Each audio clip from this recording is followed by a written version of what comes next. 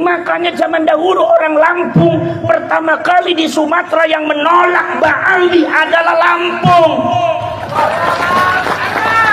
Lampung ini pertama kali tonggak daripada pergerakan di dalam menolak kebatilan Ba'alwi itu Lampung, saudara.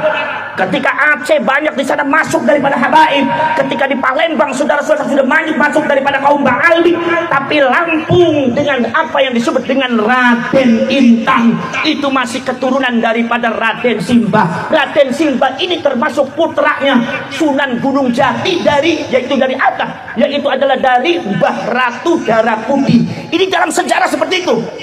Walaupun itu harus diteliti, tapi di dalam sejarah sudah masyhur bahwa Raden Intan ini ketika Belanda mendatangkan Ba'alwi, kemudian Ba'alwi di Lampung mentang-mentang petang-tang petenteng ngaku cucunya Rasulullah. Apa kata ada Raden Intan? Apa kata jagoan Lampung? Apa kata punggawa Lampung? Kata Raden Intan, kalau ente betul-betul cucunya Rasulullah, belah itu kulitnya ente darahnya putih apa hitam.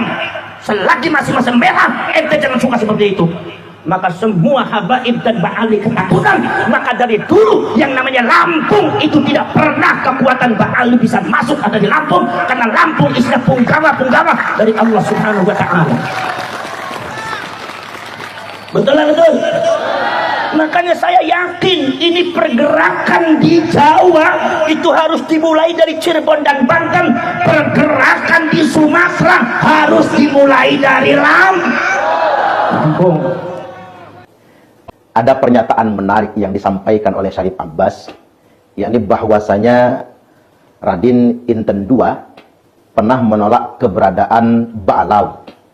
Ini menarik pernyataannya. Siapa itu Raden Inten II? Raden Inten II atau kita lebih populer menyebutnya Raden Intan adalah pahlawan nasional asal Lampung. Beliau gigih berjuang mengusir penjajah Belanda. Ketika itu dikatakan oleh Syarif Abbas ada oknum Ba'alawi yang diduga memang dibawa oleh penjajah Belanda. Sebagaimana penjajah Belanda memperalat Habib Utsman bin Yahya untuk menjadi mufti Batavia guna melegitimasi setiap kebijakan penjajah Belanda di negara jajahannya yang disebut dengan Hindia Belanda. Nah, oknum-oknum Ba'alawi ini mendatangi Raden Inten, lalu kemudian mengaku-ngaku sebagai cucu Rasulullah SAW, sebagai zuriat Nabi. Apa kata Raden Inten II? Kalau memang kalian adalah cucu Rasulullah, coba tebas tangan kalian. Saya ingin lihat apakah darah kalian hitam atau putih.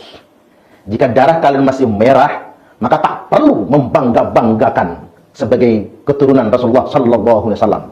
Ketika itu, oknum-oknum Ba'alawi tidak berani masuk ke kawasan provinsi Lampung. Raden Intan II telah memberikan pembelajaran untuk kita semua bahwasanya membangga-banggakan nasab itu sesuatu yang tidak perlu. Apalagi membuat klaim-klaim nasab.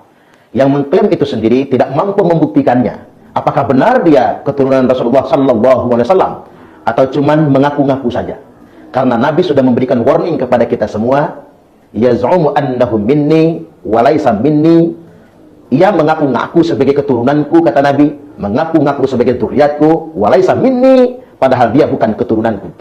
Cuman yang jelas bagi Raden Intan II, untuk mereka yang mengaku-ngaku sebagai keturunan Nabi tersebut, tapi justru menunjukkan kenyataan yang sebaliknya. Perilaku mereka malah menjilat penjajah Belanda. Dan atas nama agama kemudian ingin menjadikan penduduk pribumi ini takluk kepada Belanda. Itu saja sudah cukup bagi Raden Intan II. Mereka bukan keturunan Nabi, tapi mereka semua pengkhianat yang mengatasnamakan bahwasanya mereka adalah keturunan Rasulullah SAW. Kita semua mesti tahu, bangsa Indonesia termasuk khususnya masyarakat Provinsi Lampung, bahwasanya Raden Intan II adalah pahlawan nasional asal Lampung, yang beliau bukan orang sembarangan. Selain sebagai seorang pejuang yang mengusir penjajah Belanda, beliau merupakan masih keturunan Sunan Gunung Jati. Dan ini jelas bahwasanya beliau merupakan keturunan Wali Songo. Tapi beliau tidak pernah mengklaimnya untuk sebuah kesombongan. Kemudian yang berikutnya, bagi masyarakat Lampung kita juga mesti menyadari ada dua pahlawan nasional asal Lampung. Yang pertama, Raden Intan II, yang kedua Kiai Haji Ahmad Hanafiah. Kedua-duanya konsisten berjuang mengusir penjajah, bukan justru sebaliknya menjilat para penjajah. Jadi ada benarnya apa yang dikatakan oleh Syarif Abbas bahwasanya dengan berani Raden Intan II mengatakan kepada oknum-oknum Ba'alawi, kalau benar kalian merupakan keturunan Nabi, tebas tangan kalian. Aku ingin lihat darah kalian putih atau hitam.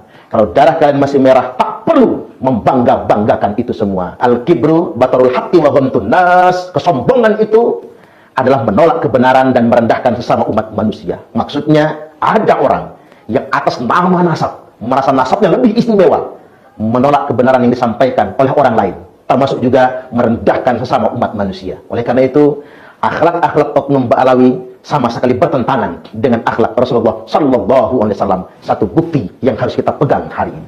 Mari kita simak penjelasan Syarif Abbas Buntet. Karena sampean itu memiliki satu asumsi kalau Habib itu cucunya Rasulullah, itu yang salah.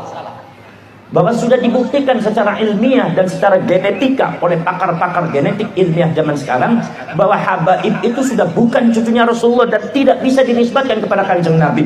Rasulullah dengan Ba'alwi itu gennya itu beda. Itu semua genetikanya bukan genetika Arab, tapi genetika Yahudi Kaukasus. Maka dari itu saudara-saudara sekalian, gennya ke arah situ.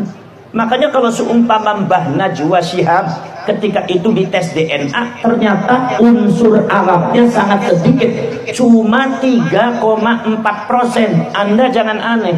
Apa sebab? Karena Ba'alwi ini Arabnya hanya dari pihak ibu. Dari bapaknya itu adalah bukan Arab, tetapi secara genetika mereka adalah lebih condong ke Eropa. Ini Anda senang apa tidak senang? Anda sebagai muhibbin atau bukan muhibbin? Kalau Anda bertabrakan dengan ilmu, Anda pasti rungkat. Anda pasti akan kecewa karena Anda akan berhadapan dengan quwwatul ilmi. Kekuatan ilmu, kata Imam Ghazali, tidak bisa dikalahkan. Apa sebab? Sebab yang namanya ilmu itu adalah salah satu sifat daripada Allah Subhanahu wa taala. Melawan kekuatan ilmu sama dengan melawan Allah Subhanahu wa taala. Enggak bakal menang kalian. Ini kekuatan ilmu. Maka dari itu genetikanya seperti itu, saudara-saudara. Lalu Ba'alwi ini karena Anda mengatakan yang namanya Ba'alwi ini cucunya Rasulullah, itu yang repot. Kalau Anda tidak percaya, kalau Anda masih mengelaknya, Anda akan berhadapan dengan fakta sejarah. Dan sebuah kebodohan kalau Anda itu menolak fakta sejarah. Fakta sejarahnya seperti itu. Anda mau menghapus, tidak bisa. Karena itu adalah data dan fakta sejarah. Sesuatu yang sifatnya realistik. Saudara-saudara sekalian, ini bangsa Indonesia mulai cerdas harus zaman sekarang. Anda jangan takut kalau seumpama Habibnya Anda, gurunya Anda sebagai Habib, ketika disebut bukan cucunya Rasulullah, kemudian lantas langsung dibuang atau tidak dihargai atau dihina. Oh, enggak seperti itu. Anda salah persepsi. Saudara-saudara sekalian, tidak ada salahnya dengan ras. Ente mau ras Yahudi silakan, ente mau ras Arab silakan, ente mau ras Sunda silakan, ras Jawa silakan, ras Melayu sama aja. La fadla li Arabiyyin ala ajamin illa bittaqwa. Kata Rasulullah, tidak ada keistimewaan orang Arab di atas orang Ajam, tidak ada keistimewaan orang Arab di atas orang Yahudi, Yahudi di atas Arab, Jawa di atas Sunda, Sunda di atas Jawa, Melayu di atas Jawa, Jawa di atas Melayu. Tidak ada illa bittaqwa. Ini konsep agama Islam kecuali dengan ketakwaan. Jadi Islam tidak pernah membicarakan membeda-bedakan ras. Jadi kalau ente rasnya Yahudi, tidak usah khawatir. Kalau ente orang alim, kalau ente pintar sebagai ulama, ente ketakwaan yang dimunculkan, insya Allah orang Indonesia akan semakin hormat kepada ente.